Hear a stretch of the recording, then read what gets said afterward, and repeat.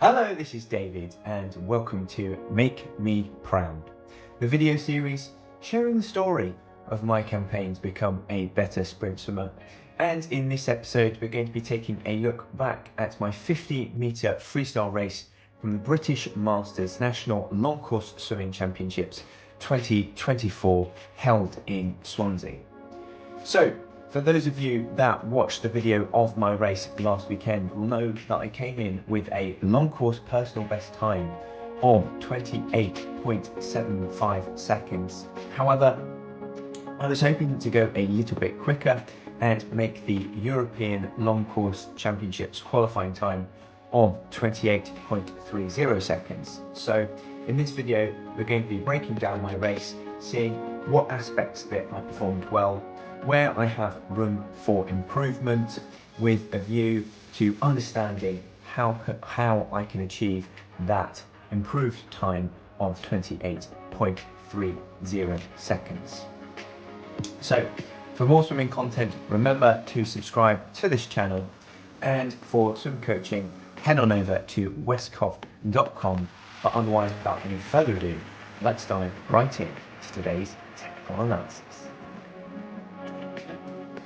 So a slow reaction time off of the blocks means that I don't get off to the best of starts in this race, already losing valuable time. Nonetheless, the dive and underwaters were executed reasonably well, and then coming into my stroke, it's a little bit clunky and my stroke rate isn't as fast as I want it to be, given that's what I've been focusing on in training. However, it's still nice and strong and enables me to come into the world personal best time, 28.75 seconds. So looking back at that race, there are two key areas of improvement for me. The first of which being my reaction time off of the blocks, and the second of which being my stroke rate. So starting with the first of those, my reaction time off of the blocks, and looking back at that race, you can see just how slow I am in comparison to the other people in my heat in launching myself off of the blocks. Truth be told, I didn't like the buzz up all that much about Swansea, and I found it really hard to understand at what point I should be starting this race. And the reason for that is because the buzz up was quite long in duration. It was a long sound, so it wasn't quite clear in my mind whether I reacted at the start of that noise or at the end of that noise. Whereas typically the noise that I'm used to is one that's a lot more immediate. It's just a something that's immediate, quick, and doesn't last too long, so it's a little bit more obvious in my mind as to what point you should be going. So I think a little bit more practice is required from me in that regard, to react to the start of the noise as opposed to waiting for it to finish before diving into the pool. A little bit of a psychological thing there, and a thing to practice. However, I don't think that it doesn't impact my swimming too much, but naturally impacts in time, because if I'm slow and reacting off of the blocks, that's just time wasted, and therefore I need to get a lot better at those reactions, and also understanding the various different types of noise and making sure that I'm on point to be ready for that noise, ready for the start of that noise, and understand when it is time to go. And perhaps this isn't something that I can practice all that well in training, because at the one pool I train at, there's only going to be one noise or someone shouting go, and therefore perhaps it's something that I need to do when I turn up to an event, listen to the starting noise and just do an exercise in my head where I think through at what point am I going to start this race given that noise. Just listen to the start of another race and just go through, imagine the start of the race in my head as that buzzer goes and when I'm going to react based on the type of noise that it is. So maybe a little bit of a silly thing there. However, it does cost me quite a lot of time, and it's something that I didn't get on well with in Swansea. Hence, I think I could have gone a fraction quicker in all of my races, but it's something that I need to work on. So come future competitions, it doesn't catch me up Yeah.